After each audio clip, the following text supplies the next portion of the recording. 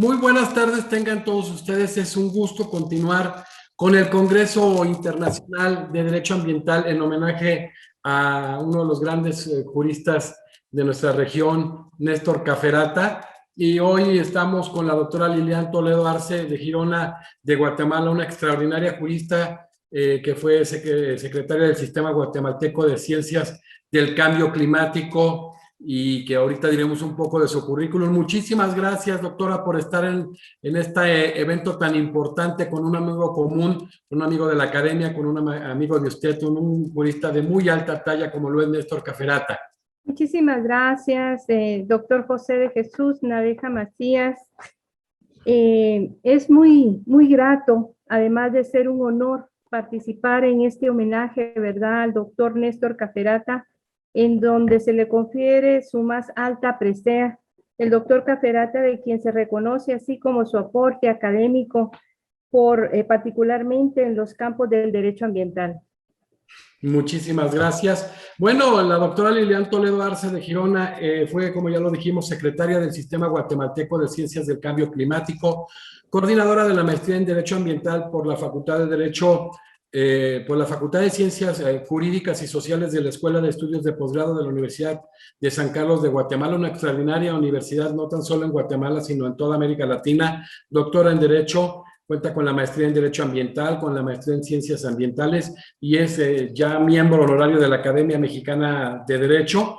Y bueno, pues ya avanzó un poquito en relación a lo que ha aportado Néstor en el ámbito del derecho ambiental. ¿Qué podemos de alguna manera abundar en relación precisamente a las aportaciones de Néstor Caferata al derecho ambiental, doctora Lilian? Doctor, realmente es muy extensa, ¿verdad? Los aportes que el doctor Néstor Caferata hace para América Latina.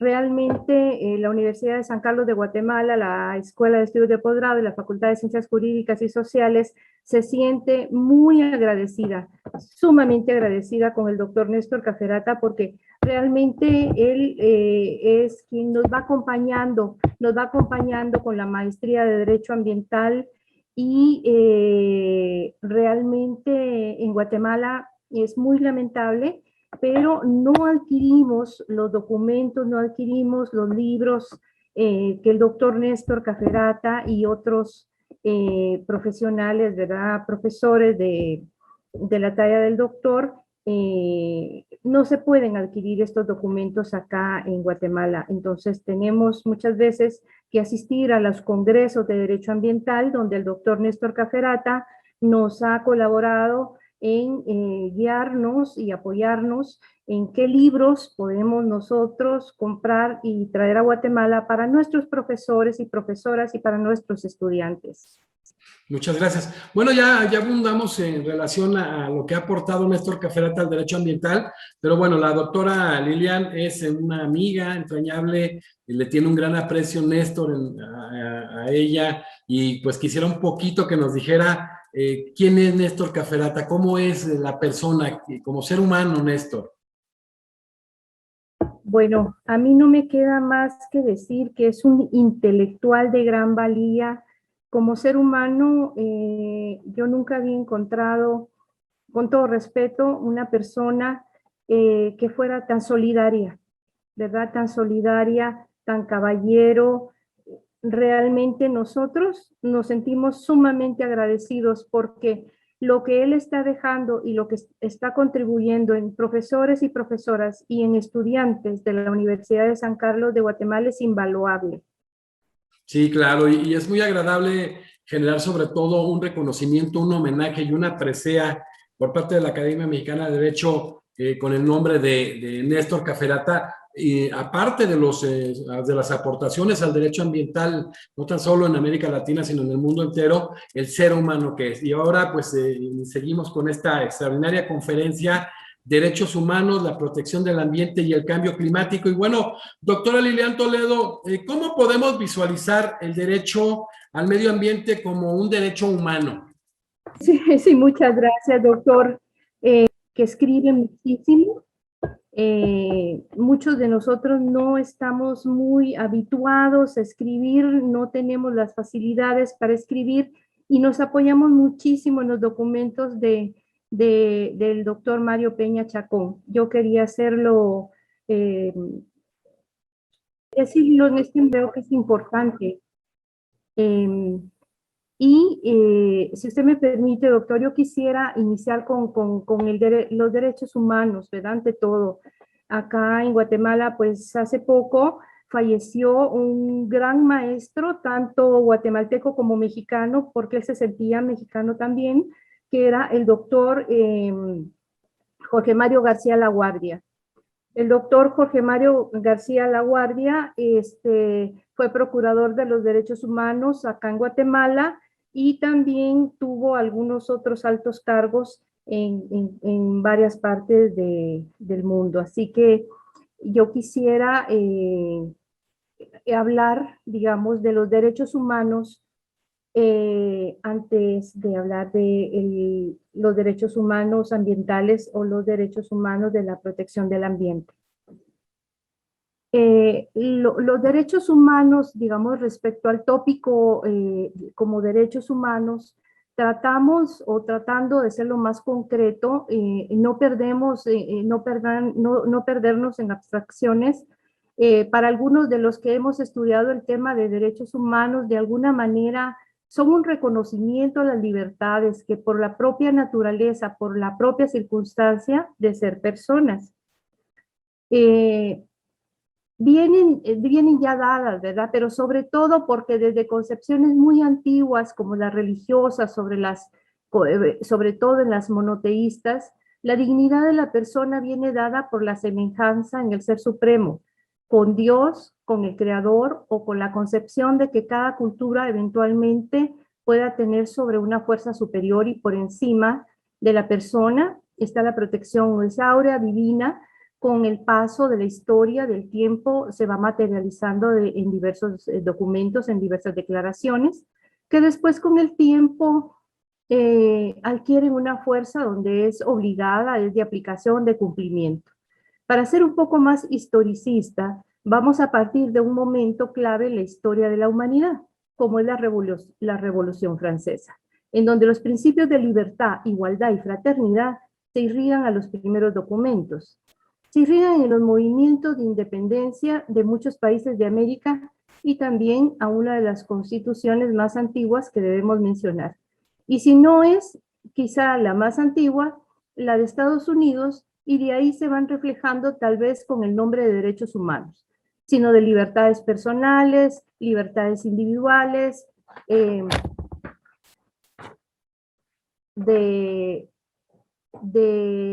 libertades, garantías y algunas otras denominaciones. Entonces hay un segundo momento que es la finalización de la Segunda Guerra Mundial, cuando en algunos años se crean Naciones Unidas, que es un segundo intento porque la Liga de las Naciones, digamos, después de la Primera Guerra Mundial, como una entidad, como una organización que, valga la redundancia, de carácter mundial o universal, cuya misión es la de reunir a todos los países para velar por la dignidad de las personas, para velar por el Estado que le permite el desarrollo, para velar por la persona que pueda hacer todo aquello que no está prohibido por la ley. Cuando hay una teoría, también se dice que los países, las naciones y los estados solo pueden hacer lo que la ley les permite.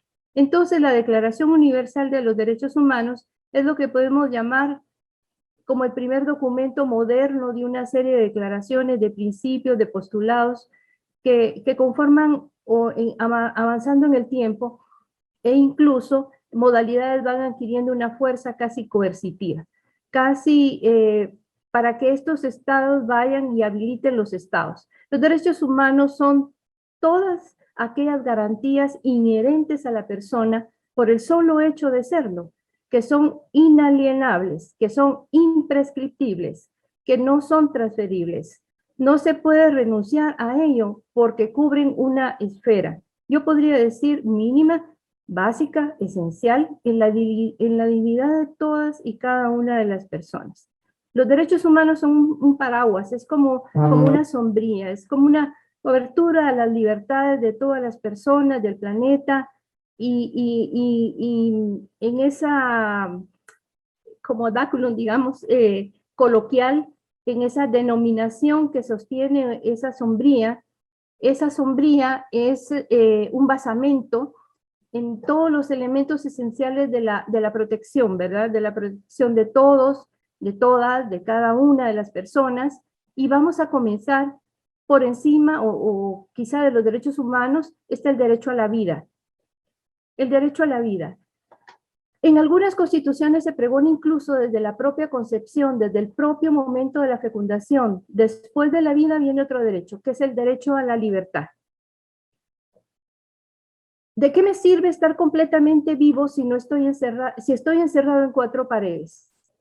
Durante la actual pandemia se ha sometido o se ha escrutado o cuestionado mucho el tema de qué tan libres somos a partir de marzo del año 2020.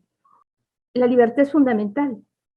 Otro derecho que va de la mano es el derecho a la salud, porque no solo se trata de vivir, sino hacerlo en condiciones donde la persona tenga desde la medicina preventiva hasta la medicina paliativa, cuando ya esté en las últimas etapas de su vida, pasando por una serie de estadios que los expertos en salud podrían definir muchísimo mejor. También está el derecho a la educación, la base del desarrollo de un pueblo, la base de la producción económica para generar ingresos. Para subir el PIB, por ejemplo, en la educación que tengan las personas, porque de ahí salen personas mayormente productivas dentro de la economía de un país. Si no, observemos los denominados países del primer mundo, que tienen proporcionalmente, hablando en un alto porcentaje el PIB en relación a los niveles de educación que tienen las personas. Ese conglomerado, esa nación, y de ahí, si me lo permiten, va de la mano con la libertad, como tal un principio que es esencial, que es igualdad de las personas, no solo la igualdad formal que predica la ley, sino la igualdad práctica, pragmática, que en algunos sistemas va avanzando.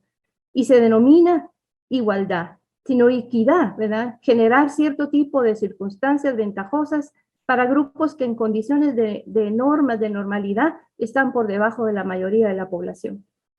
Es lo que denominamos los grupos vulnerables y solo por citar un ejemplo, las personas con capacidades especiales. De ahí se va construyendo una serie de derechos que se van reflejando, por ejemplo, en 1966 con el Pacto de Derechos Individuales en Nueva York, pero también hubo un reclamo para que se pregonaran o se preconizaran los derechos de carácter económico, social y cultural. De ahí surge el Pacto de los Derechos Económicos, Sociales y Culturales, ¿verdad? Conforme va avanzando la humanidad y conforme van mejorando, digamos, los rudimentarios procesos de industrialización, la revolución industrial del siglo XIX, que incluso trata como una preocupación por los derechos, documentos de la denominada doctrina social de la Iglesia, ¿verdad? Escrito sobre todo en 1889 en adelante, en donde se da una encíclica del Papa Juan Pablo II, donde se trata de toda una problemática social, ya solo se está viendo no solo lo individual, sino también la protección colectiva. Especialmente a la clase trabajadora, de ahí viene una serie de conquistas como la reducción de las jornadas de trabajo, etcétera, etcétera. Y para no hacerme tan extenso, quisiera decir que en otros tiempos se dio un desarrollo de los derechos humanos y surgen preocupaciones. Surgen preocupaciones y al mismo tiempo hay un avance en la protección sobre el cuidado del ambiente. En el tema de, por decirlo así, si me lo permiten, ya hablando un poquito más técnico, monitoreo de la calidad del aire, por ejemplo, en las ciudades, o el tema del agua, que es tan importante, el tema de la biodiversidad, de los ecosistemas, el de no a la extinción de los animales, por ejemplo, y pareciera anecdótico, pareciera un ejemplo, pareciera algo anecdótico, pareciera incluso algo surrealista. Algunos de nosotros vimos algunos videos o presentaciones en redes sociales cuando el mundo prácticamente estuvo encerrado. ¿Qué pasa? Recordarán, ¿verdad? Y me viene a la mente Australia, que es lo que más puedo comentar, o de otras latitudes, un reverdecimiento de ciertas áreas forestales o tratadas por la mano humana. Entonces, en el avance de esas libertades individuales, de esas libertades fundamentales, vamos viendo cómo la protección al medio ambiente va a tener una repercusión de índole positivo en todo aquello que, poniendo una fecha cercana, entre comillas, comienza a desarrollarse desde la Revolución Francesa, no sin antes haber pasado por la famosa declaración de Juan Sin Tierra en Inglaterra. Ciertos libros sagrados de las diversas religiones que pregonan los derechos de las personas, claro, con criterios que podríamos decir estándares que ahora ya no son tan acordes a la realidad que se está viviendo, pero en ese caminar vemos cómo va el enlace entre los derechos humanos y la protección al medio ambiente.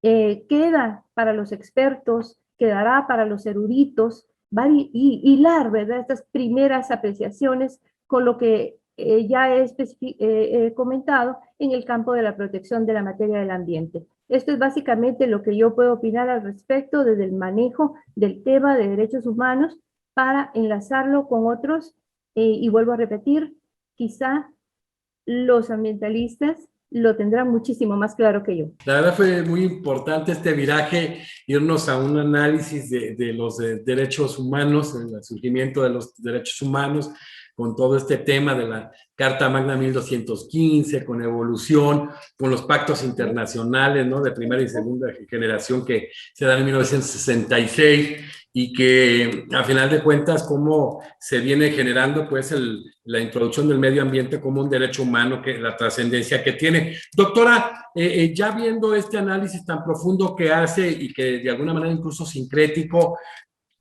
¿qué son los derechos humanos ambientales? Voy a tratar, ¿verdad?, de hablar un poco de derechos ambientales, y acá yo quisiera hacer mención a un documento muy valioso que me gustó muchísimo, del doctor Carlos Aníbal Rodríguez, ¿verdad? No tengo el gusto de conocerlo, pero me parece un excelente documento. Y él dice: los derechos ambientales, como conocemos, los derechos ambientales son derechos humanos fundamentales, como bien lo señala Demetrio Loperena Rota, ya lamentablemente fallecido, director de la maestría en Derecho Ambiental de la Universidad del País Vasco, en España, donde muchos argentinos nos formamos y algunos tenemos el honor de seguir en la cátedra de dicha maestría. Eso menciona el doctor Carlos Aníbal Rodríguez. Los derechos humanos y el ambiente poseen la característica común de ser universalmente reconocidos y fundados sobre fuentes jurídicas internacionales. De ello resulta que las decisiones y las actividades que afectan al ambiente pueden afectar no solo los derechos ambientales, sino también violar otros derechos humanos, entre ellos los derechos a la vida, a la salud, a la alimentación, al agua potable y al saneamiento. Para ir sintetizando un poco, porque cuando hablamos de derechos humanos ambientales, tendríamos que ir a un documento que el doctor Mario Peña Chacón ha citado enormemente, un documento valiosísimo, ¿verdad? A nivel centroamericano, yo creo que el doctor Mario Peña Chacón y la universidad donde él labora, pues tiene este documento de derechos humanos ambientales que es, yo recomiendo que se lea. Perfecto. Qué interesante, ¿no? Este principio de interdependencia y el principio de limitación prohibida, cómo se analiza conjuntamente, pues se define y se analiza conjuntamente este derecho humano ambiental. ¿Qué podríamos referir precisamente, doctor, ahora que haya hecho este análisis, pues, del derecho humano ambiental, del derecho al medio ambiente como un derecho humano? ¿Cómo podríamos hacer un análisis del derecho ambiental como tal? El derecho ambiental, vamos a ver. La autonomía se refiere a la independencia que generalmente tiene una disciplina jurídica. Se dice que es autónoma a las demás normas en un ordenamiento jurídico, ¿verdad? Cuando reúne ciertos elementos, ciertos principios, tiene objeto propio y diferenciado a las demás disciplinas jurídicas. Es un conjunto de normas jurídicas enmarcado dentro del tema específico, acción y aplicación. El derecho ambiental tiene por objeto un ordenamiento de las normas jurídicas en materia de medio ambiente, para que se considere como una ciencia que posee autonomía.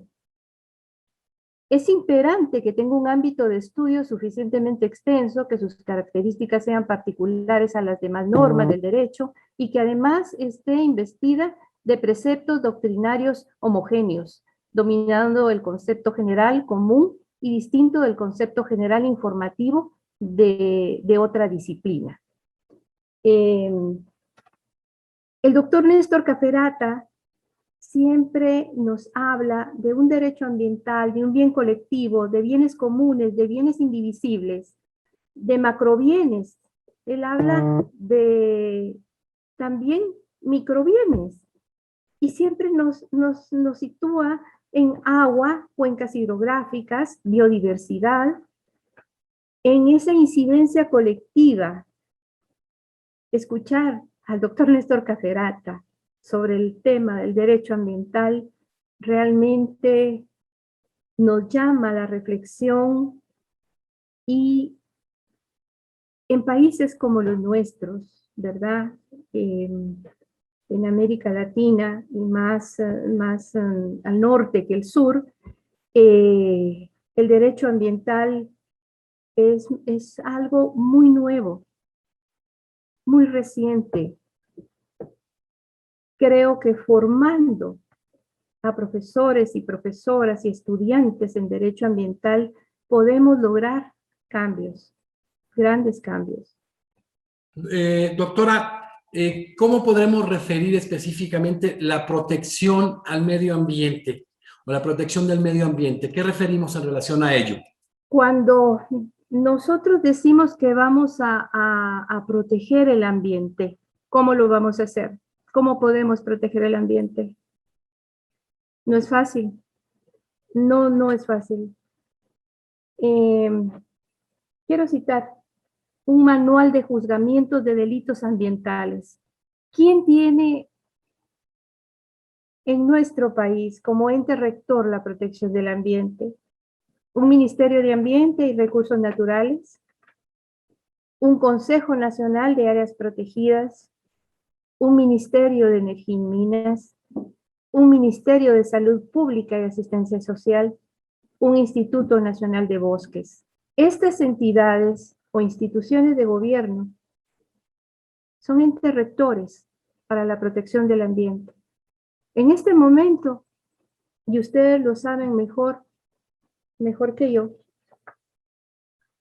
del 31 de octubre al 12 de noviembre se celebra en Glasgow, Escocia, la 26ª edición de la Conferencia de las Partes sobre el Cambio Climático. En representación de nuestro país se encuentra, por supuesto, el Ministerio de Ambiente y Recursos Naturales, y se encuentran otras entidades, otros organismos, otras organizaciones. En este gran tema se debaten 191 países participantes en controlar el tema del calentamiento global causado por las emisiones de gases de efecto invernadero. Según el reciente informe del IPCC, que es el Grupo Intergubernamental de Expertos sobre Cambio Climático, alcanzaremos un calentamiento global de 1.5 Celsius. Con esta temperatura se produciría una grave devastación de la naturaleza. Entonces, ¿cómo podemos nosotros proteger el medio ambiente? Con todo el respeto, con legislación ambiental y con el apoyo de entidades con políticas, ¿verdad? Con políticas ambientales, ¿sí? La Universidad de San Carlos de Guatemala tiene su política ambiental. Esto es, podríamos decir, una iniciativa importante, ¿sí? Trabajamos en una política ambiental, aparte de la política, por supuesto, que tiene el país. Pero la Universidad de San Carlos tiene una política interna. Y estamos tratando, en docencia, en extensión y en investigación, de cumplir con esa política.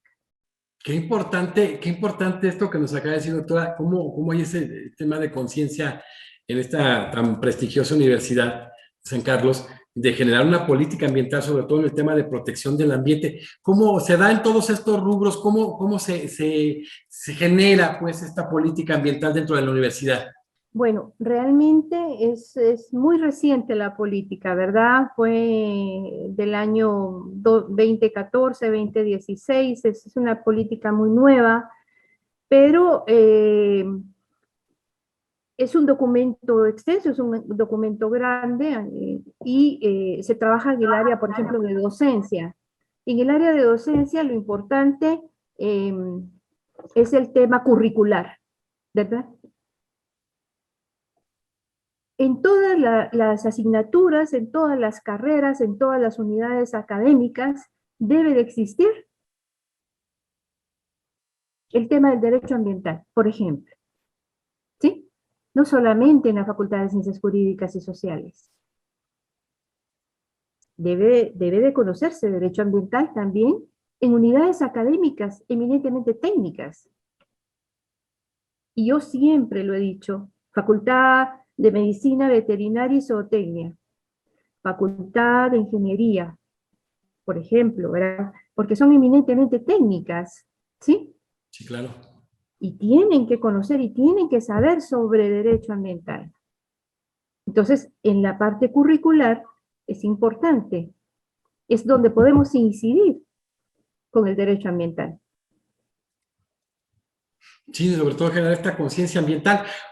Doctora, usted como coordinadora de la maestría en Derecho Ambiental de la Facultad de la Universidad de San Carlos, qué importante bueno, ¿cuál es la trascendencia de que existe esta maestría en tan prestigiosa universidad, sobre todo para Guatemala y para Centroamérica? Acá quiero hacer mención de lo siguiente. Yo llegué con una gran ilusión a la Facultad de Ciencias Jurídicas y Sociales, Escuela de Estudios de Posgrado, a hablar con un hombre maravilloso. Él es el doctor René Arturo Villegas Lara. Y en ese momento le dije, doctor, ¿podemos nosotros tener una maestría en Derecho Ambiental? Me dijo, preparemos el proyecto, usted se lo presenta al sistema de estudios de posgrado y 2 años después llegué. Doctor, fue aprobado. Después de 2 años, ¿sí? Y en especial de estar trabajando y elaborando con los especialistas, con los curriculistas, ¿sí? Toda la trama curricular, es aprobada la maestría en Derecho Ambiental. Muy bien, ya tenemos la maestría. ¿Y dónde están los profesores?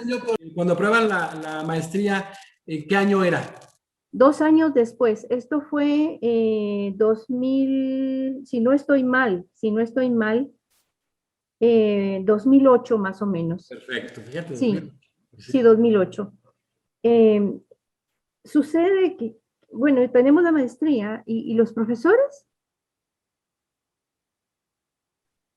Perfecto. En Guatemala tenemos pocos profesores en Derecho Ambiental, ¿sí? Y nuestra escuela requiere que nuestros profesores tengan maestría o doctorado en especialidad, ¿verdad? Entonces, buscamos, ¿verdad?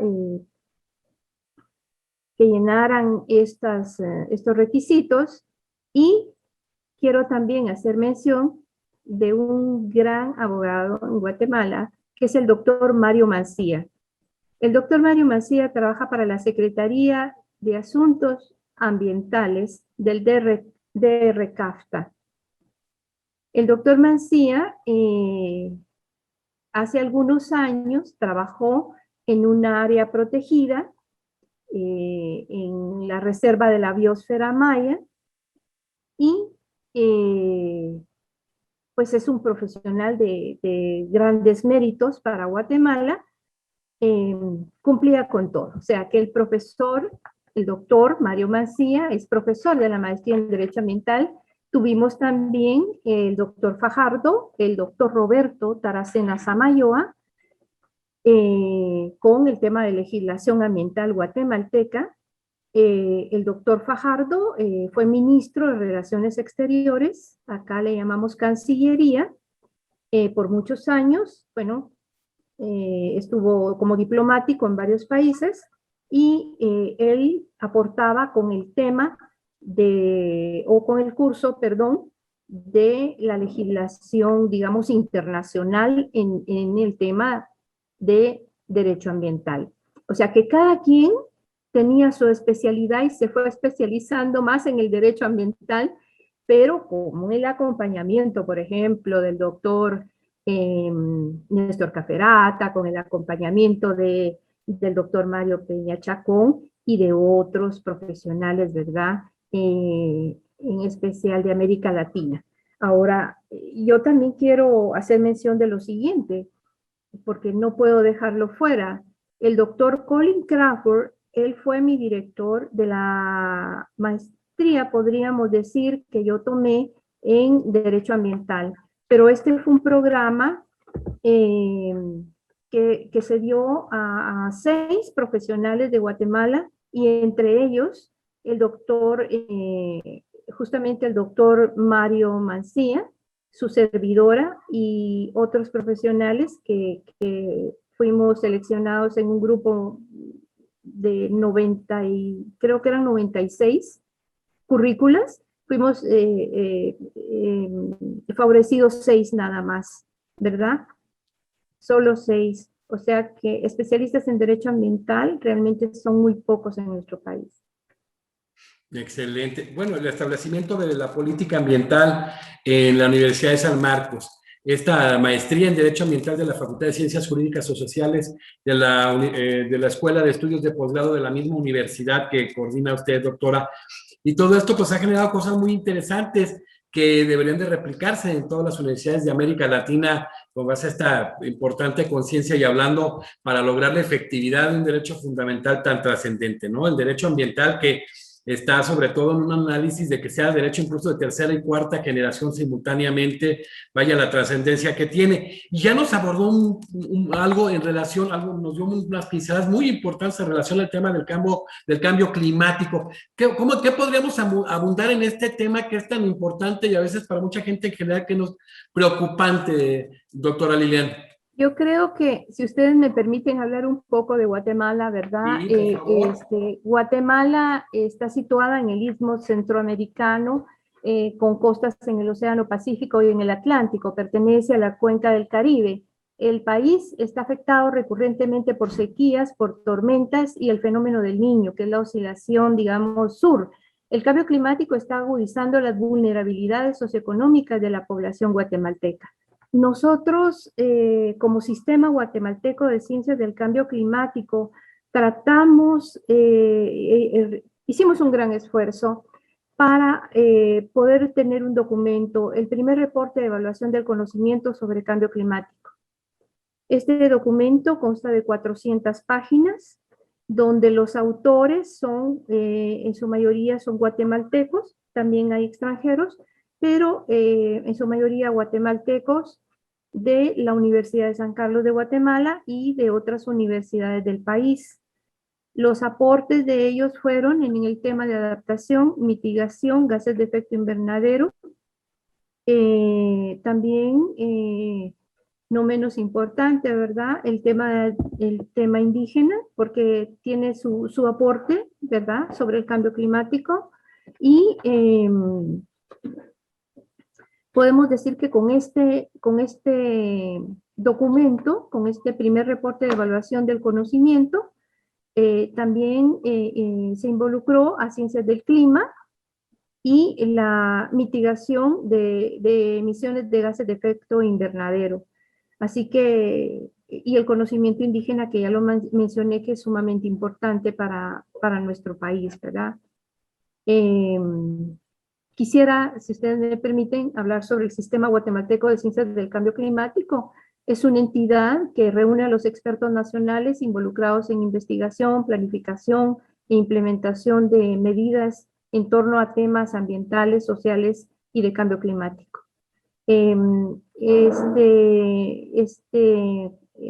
Sistema es digamos, como el IPCC, podríamos decir, ¿verdad? Más o menos en su estructura.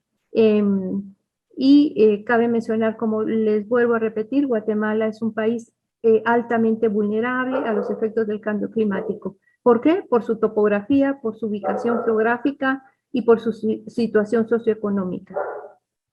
Doctora, usted fue secretaria del Sistema Guatemalteco en Ciencias del Cambio Climático. ¿Cuál es la importancia precisamente de este sistema? ¿Cómo en el caso de Guatemala? ¿Cómo no? Creo que lo importante y lo valioso es que también reúne expertos, y voy a mencionar nombres: el doctor Edwin Castellanos, que trabaja para la Universidad del Valle de Guatemala. Es un científico, porque él es científico, él es físico, digamos, ¿verdad? Él fue mi profesor de química ambiental, desde el ángulo de mira de la física, pues podemos ver el tema de adaptación, mitigación, ciencias del clima, con otro ángulo de mira, ¿verdad? Porque, digamos, el abogado lo ve desde otro ángulo de mira, el científico lo ve desde otro ángulo de mira, y cómo poder entender y comprender, porque cuando nos habla un científico, a veces con esa terminología tan especializada, ¿verdad?, nos quedamos un poquito sorprendidos. Cómo poder llegar al nivel de la población, al ciudadano, a la persona normal, para que pueda comprender cuáles son los efectos del cambio climático.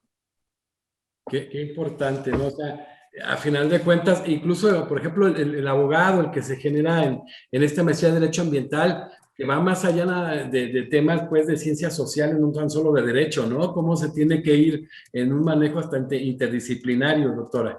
Y quiero comentar, nosotros tenemos una ley marco de cambio climático, ¿sí? Aprobada, por supuesto, por el Congreso de la República de Guatemala. Y también tenemos el Consejo Nacional de Cambio Climático. Existe un consejo. Asimismo, dentro del Ministerio de Ambiente y Recursos Naturales, que podríamos decir es la Semarnat, digamos, sí, claro. Contamos con una dirección de cambio climático, ¿sí?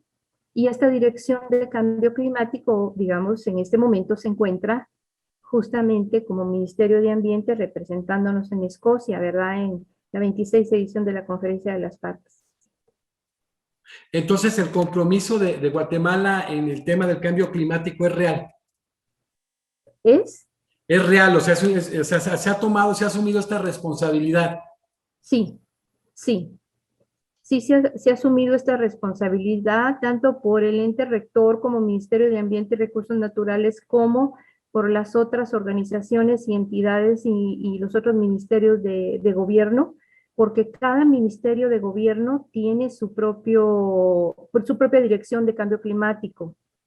Doctora, usted es una experta muy reconocida, no nada más en Guatemala, en nuestra región. Y para cerrar esta conferencia como parte del marco de este gran homenaje a un extraordinario jurista como lo es Néstor Caferata, pues yo creo que sería sumamente importante en este cierre de la conferencia, de su disertación tan importante, tan clara, pero tan profunda, establecer, ya habló de los derechos humanos ambientales, no nada más en Guatemala, en el mundo entero. ¿Cuál será la trascendencia, sobre todo, para concluir, de los derechos humanos ambientales y el establecimiento de políticas ambientales, como se ha venido haciendo en diversos entes e incluso en las universidades, como en el caso de la Universidad de San Carlos de Guatemala, que tiene un gran compromiso en el tema. Sí, yo creo que Guatemala trata de cumplir las políticas ambientales de país, ¿sí? Que tenemos muchísimas situaciones como los tienen todos los países, ¿sí? En la protección del medio ambiente, porque nos encontramos con situaciones muy complejas, muy complejas, ¿sí? Tenemos áreas protegidas. La Universidad de San Carlos de Guatemala es responsable de un número de áreas protegidas, ¿sí? La Facultad de Ciencias Químicas y Farmacia, el Centro de Estudios Conservacionistas, ¿sí? En especial se encuentran biólogos y especialistas que tratan con su mayor esfuerzo de velar por las áreas protegidas del país, y no solamente por las áreas protegidas del país, por eso es la Universidad de San Carlos de Guatemala, por las poblaciones que viven en esas áreas protegidas, que es lo más importante, las personas. Claro, dentro de esa política ambiental, dentro de la prestigiosa Universidad de San Carlos, pero sobre todo en cuanto lo es Guatemala como país, ¿qué tan importante es la participación de académicos e investigadores precisamente en ellas? Sí. Bueno, primero hay que conocer la política, definitivamente, ¿sí? Y hubo un tiempo para que se conociera, que fueron 2 años. Se tenían 2 años programados para dar a conocer la política. Pero recuérdense que Guatemala no solamente es el campus universitario central, es el área del interior de la República, el área, podríamos decir, no urbano, ¿verdad? Sino el área del interior de la República, donde la Universidad de San Carlos de Guatemala, en cada, podríamos decir, estado, como ustedes, en cada departamento como nosotros, ¿sí? ¿Sí? En cada localidad departamental o municipal, tenemos presencia como Universidad de San Carlos de Guatemala. Por ejemplo, Huehuetenango, que lo han escuchado, Totonicapán, Quiché, Petén, que son zonas muy alejadas de la ciudad, pero tenemos presencia. Y ahí se debe de cumplir con las políticas ambientales, al igual que se cumple en el campus central. En el tema del agua, en especial el tema del agua, porque cabe recordar que Guatemala no tiene una ley de aguas, después de muchísimas iniciativas. El tema de biodiversidad y los profesionales de la Universidad de San Carlos, sé decir, que tienen su profesión, digamos, son ingenieros, son licenciados, son médicos veterinarios, pero tienen una especialidad, tienen una maestría o tienen un doctorado, casi todos. Y ellos, no todos, algunos, son investigadores. Y estos investigadores, ¿verdad?, nos ayudan no solamente con la política ambiental, que se cumpla la política ambiental, no solo eso, también que se cumpla todo lo respecto al cambio climático, el tema de adaptación, mitigación, porque si no tenemos expertos, o sea, los profesionales que tienen que conocer y saber de cambio climático, como es y disculpe que lo mencione y con todo respeto, porque para mí es admirable, el INEC, el Instituto Nacional de Ecología y Cambio Climático de México, ¿sí? Tiene expertos, ahí hay biólogos y conocedores del tema. Entonces nosotros también tenemos especialistas, físicos, químicos, biólogos y de otras profesiones muy especializados en el tema de cambio climático. Gente muy joven, ¿verdad? Gente joven. que conoce a la perfección estos temas y que están ocupando ahora puestos importantes en cada entidad. Por ejemplo, el INSIBUM en Guatemala, ¿verdad? Tienen que conocer de meteorología, tienen que conocer de estaciones, las estaciones donde se encuentran, qué va a suceder con el tema del cambio climático en Guatemala, en fin. O sea, la Universidad de San Carlos, la verdad, tiene profesionales muy valiosos en estas especialidades.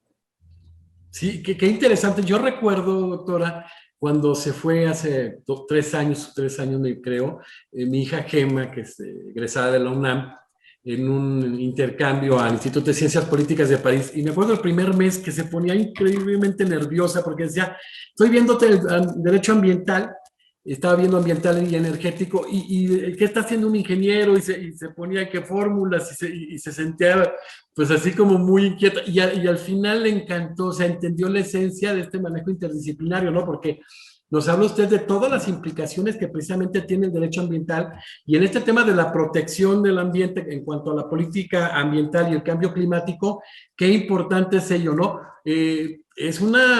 Usted que dirige precisamente esta maestría en Derecho Ambiental, tiene que ver sobre todo una selección con relación a los perfiles de los estudiantes muy profunda, ¿no?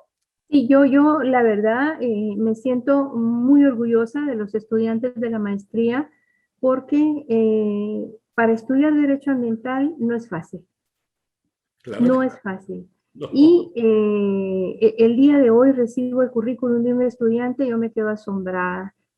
Eh, acaba de hacer su examen,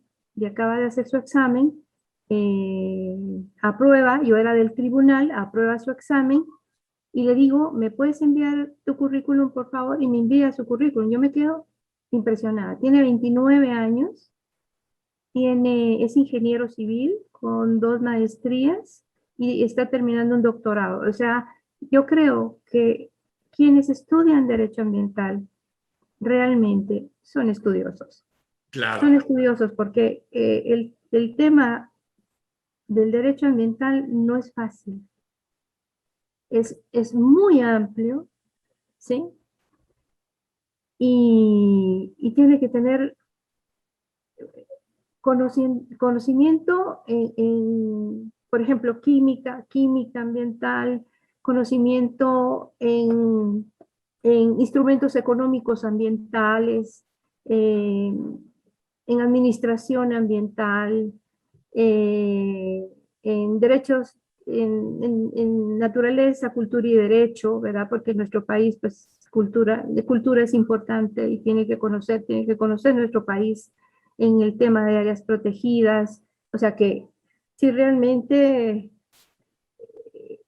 tienen que aplicarse. Doctora Elviar, como coordinadora de la MSC, conociéndola, que también aclaro es un orgullo que es miembro honorario de nuestra academia, como muchos juristas de alta talla, y le tenemos un gran cariño, ya sabe el aprecio que le tengo. Qué interesante es tener todo ese proceso de selección en el claustro de los profesores, pero en cuanto a los alumnos, ¿no? O sea, aquí, perdonad la expresión, dice, sí, pero aquí se seleccionan y hay punta. Sí, sí, sí, pero aquí es muy específico, ¿no? Porque luego el abogado dice, a mí no me gustan los números, no me gustan las fórmulas, etcétera. De inicio parece que le van corriendo a eso, ¿no? Y ahora hay que hablar de estos temas, y luego de este manejo interdisciplinario, y luego hablar de un compromiso hasta con la humanidad, ¿no? En este tema de los grupos, cuando hablamos de derechos colectivos difusos e individuales homogéneos, en el caso del derecho difuso, qué importante es, pero sobre todo ese proceso de selección que usted encabeza con todo un equipo, pues qué gran compromiso también se asume. Obviamente que no tengo la menor duda de quién es usted, que es una persona extraordinaria, fuera de lo común, pero qué compromiso y qué proceso tan complejo de seleccionar tanto profesores como el proceso de selección de alumnos. Sí, y también es importante mencionar que la maestría en Derecho Ambiental solamente la tenemos en el campus central, o Nada sea, más. solo se encuentra en la ciudad de Guatemala. Quien quiere estudiarla y que ha tenido que viajar 400, 300 o 200 kilómetros, la damos únicamente un día completo y tiene que viajar ir y venir durante 2 años. O sea, ¿qué días es? ¿Es el sábado? Los sábados. ¿Qué Los compromiso? días sábados. Porque recuérdense que la mayoría de nuestros estudiantes laboran o trabajan para instituciones o entidades de medio ambiente y se encuentran laborando entre semana y no pueden viajar. Los que viajan no pueden. Lo hacemos más que todo por los que viajan, ¿verdad? Qué importante ser parte fundamental en la política ambiental de la Universidad de San Carlos, y qué orgullo en el caso de la doctora Lilian Toledo Arce de Girona, porque es un compromiso para su país y nuestra región y el mundo entero. Qué bonito. A veces sería muy complejo sacar la maestría hacia otras regiones por las distancias, por los costos y demás, ¿no, doctora? Así es. Recuérdense que la maestría, pues son programas autofinanciables, ¿verdad? Entonces sí es un poco más difícil, que al profesor se le tiene que dar un rubro de viáticos para poder viajar 200, 300 kilómetros, bueno, o 100 kilómetros, no importa.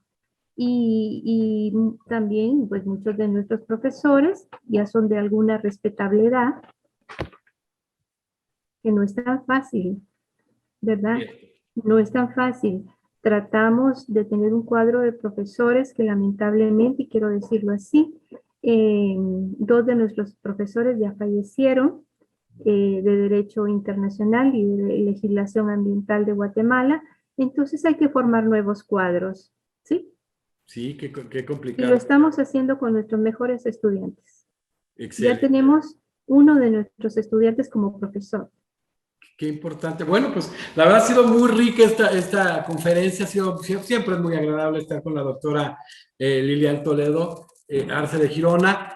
Doctora, para cerrar la conferencia, pues qué maravilla, ¿no? Cuando se hizo este proceso de selección de quienes iban a estar en el Congreso Internacional de Derecho Ambiental en homenaje a Néstor Caferata, al doctor Néstor Caferata, pues fue muy complicado porque había muchísimas opciones. Entonces, todos son extraordinarios, quedó un grupo de sobre 45 más algunas mesas.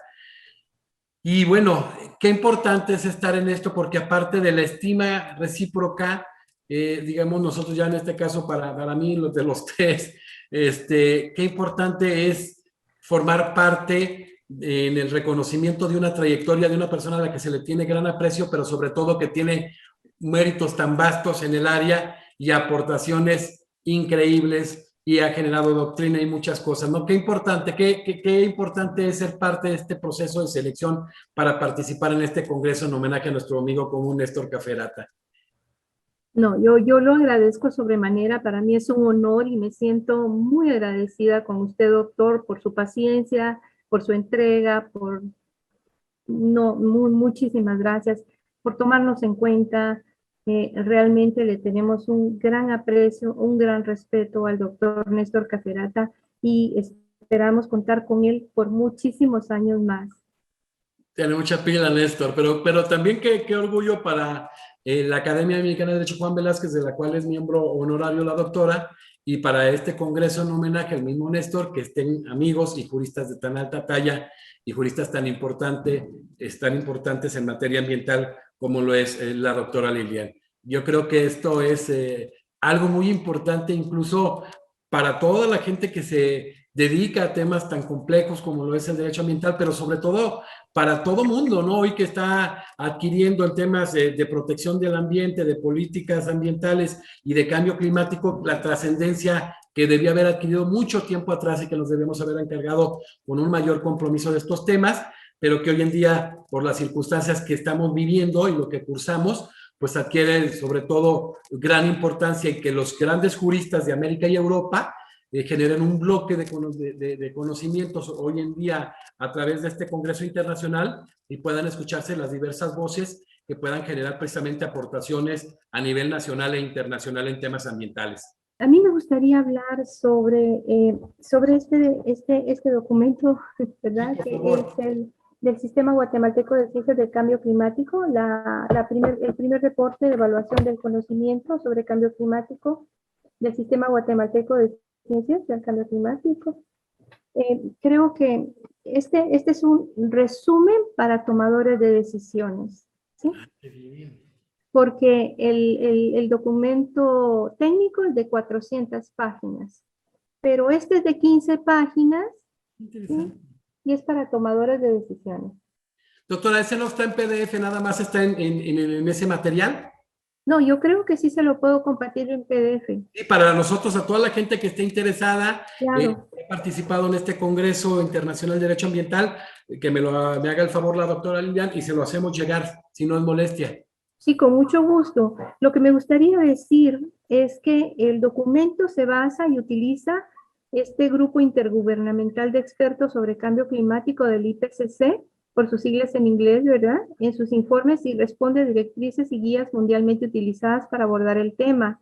Se centra en 13 capítulos expresados a continuación. Uno, el conocimiento sobre cambio climático y sobre el clima, el contexto del clima, los conceptos generales de tendencias del clima, la variabilidad climática, las proyecciones sobre cambio climático en el país, dos elementos para entender la vulnerabilidad y además determinan el riesgo del país.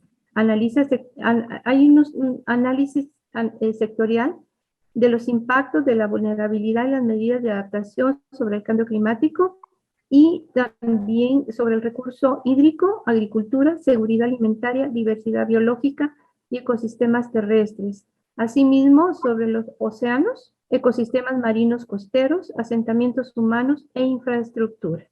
Las tendencias de las emisiones de gases de efecto invernadero y las medidas para contrarrestarlo. Asimismo, la visión y el conocimiento de los pueblos originarios y su relación con el cambio climático.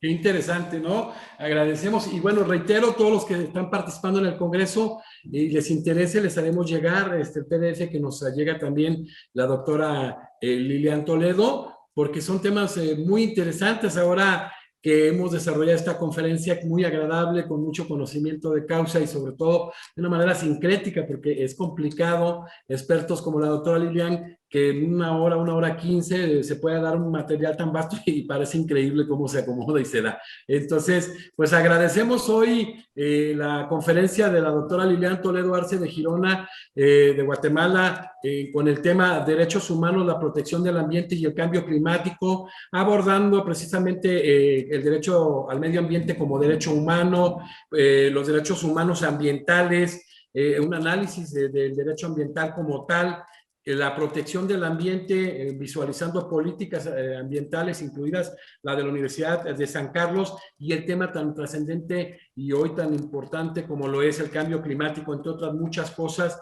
que en una hora y fracción fue capaz de hacerlo la doctora, a la cual le tengo un gran cariño y un gran respeto, y hoy que veo lo sincrética que puede hacer en el acomodo de tantos conocimientos, más es mi admiración hacia ella y más orgullo es que seamos parte del mismo equipo de la Academia Americana de Derecho. Muchísimas gracias, doctora Lilian Toledo Arce de Girona. Doctor, muchísimas gracias a ustedes. Sí, un placer, pues hoy despedimos precisamente a la doctora Lilian Toledo Arce de Girona, de Guatemala, con el tema de derechos humanos, la protección del ambiente y el cambio climático, en el marco de este Congreso Internacional de Derecho Ambiental, en homenaje al doctor Néstor Caferata, nuestro Néstor Caferata, un símbolo precisamente del derecho ambiental en la América Latina, en nuestra América Latina. Gracias y nos escuchamos y nos vemos en la siguiente conferencia. Muchas gracias, doctora.